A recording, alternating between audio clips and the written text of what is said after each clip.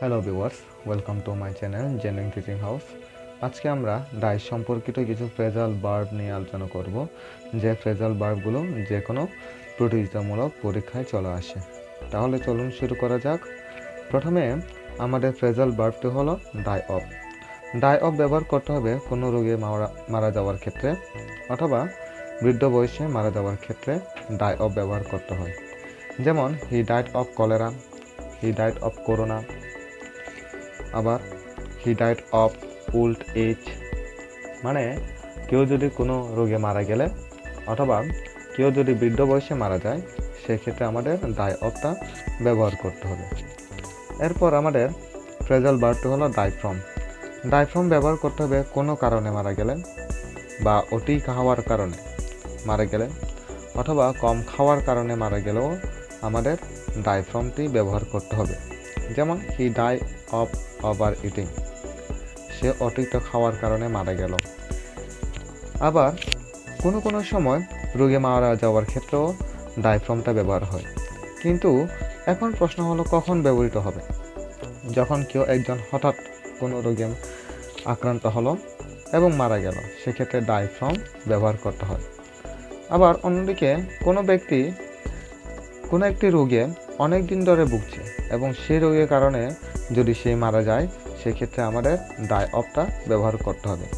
অন্যদিকে die from, কেউ হঠাৎ কোনো রোগে আক্রান্ত হলো এবং মারা গেল, সেক্ষেত্রে আমাদের ডাই ফ্রমটা ব্যবহার করতে হবে। ডাই অফ মানে হচ্ছে কেউ একজন অনেক দিন ধরে একটি রোগে ভুগছে এবং সেই রোগের কারণে যদি সে মারা যায়, সেক্ষেত্রে আমাদের ডাই অফ ব্যবহার করতে হবে। মানে যে রোগটা তাকে প্রসেস করে এবং অবশেষে সেই রোগের কারণে যদি সে মারা যায়, সেক্ষেত্রে আমাদের ডাই অফটা ব্যবহার করতে হবে। আর ডাই ফ্রম ব্যবহার করতে হবে কারো হঠাৎ কোনো রোগ হলো এবং সেই রোগের কারণে সে যদি মারা যায়, সেক্ষেত্রে আমাদের ডাই ফ্রমটা ব্যবহার করতে হবে। যেমন এখানে দুটো এক্সাম্পল আছে আমাদের, হি ডাইড অফ হার্ট অ্যাটাক, তার মানে হচ্ছে সে হার্ট অ্যাটাকে মারা গেল। তার মানে এখানে বোঝাচ্ছে তার আগেও সে অনেকবার হার্ট অ্যাটাক করেছে এবং অবশেষে অনেকবার হার্ট অ্যাটাক করার পরে সে এই হার্ট অ্যাটাকে মারা গেল। এরপর he died from heart attack, তার মানে এই বাক্য দ্বারা বোঝাচ্ছে হচ্ছে সে প্রথমবার হার্ট অ্যাটাক হলো এবং ওই প্রথমবার হার্ট অ্যাটাকে সে মারা গেল। সেই জন্য এখানে ডাই ফ্রমটা ব্যবহার করতে হবে। তার মানে ডাই অফ ব্যবহার করতে হবে অনেক দিন ধরে যদি কেউ কোনো রোগে ভুগে, সেক্ষেত্রে যদি সে মারা যায়, সেক্ষেত্রে আমাদের ডাই অফ ব্যবহার করতে হবে। আর ডাই ফ্রম হচ্ছে হঠাৎ করে কোনো একটি রোগ হলো এবং সে কারণে যদি সে মারা যায়, সেক্ষেত্রে আমাদের ডাই ফ্রমটা ব্যবহার করতে হবে। এরপর আমাদের ডাই ইনটা ব্যবহার করতে হবে কেউ যদি কোনো কিছুর মধ্যে মারা গেলে, কেউ যদি কোনো কিছুর মধ্যে যদি মারা যায় অথবা কোনো কিছুর ভিতরে যদি মারা যায়, সেক্ষেত্রে আমাদের ডাই ইনটা ব্যবহার করতে হবে। যেমন he died in the war, he died in battle, এক্ষেত্রে আমাদের ডাই ইনটা ব্যবহার করতে হবে। মানে কোনো কিছুর ভিতরে বা অভ্যন্তরে যদি কেউ মারা যায়, সেক্ষেত্রে আমাদের ডাই ইনটা ব্যবহার করতে হবে। এরপরে ডাই বাই হলো কোনো কিছু দ্বারা যদি কেউ মারা যায়, সেক্ষেত্রে আমাদের ডাই বাই ব্যবহার করতে হবে। যেমন সে তলোয়ারের দ্বারা মারা গেল, সে বিষের দ্বারা মারা গেল, সে গাড়ির অ্যাক্সিডেন্টে মারা গেল, এক্ষেত্রে আমাদের ডাই বাইটা ব্যবহার করতে হবে। এরপরে আমরা ডাই ফরটা আমাদের ব্যবহার করতে হবে কেউ যদি কোনো মহৎ কাজের জন্য মারা যায়, সেক্ষেত্রে আমাদের ডাই ফরটা ব্যবহার করতে হবে।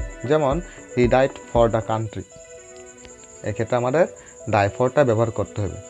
এরপর আমাদের ডাই ডাউন মানে হলো প্রশমিত হওয়া মানে হচ্ছে কমে আসা, ধীরে ধীরে কমে আসার ক্ষেত্রে আমাদের ডাই ডাউনটা ব্যবহার করা হয়। যেমন হিজ অ্যাঞ্জার ডাইজ ডাউন, তার রাগটা ধীরে ধীরে প্রশমিত হচ্ছে। এরপর আমাদের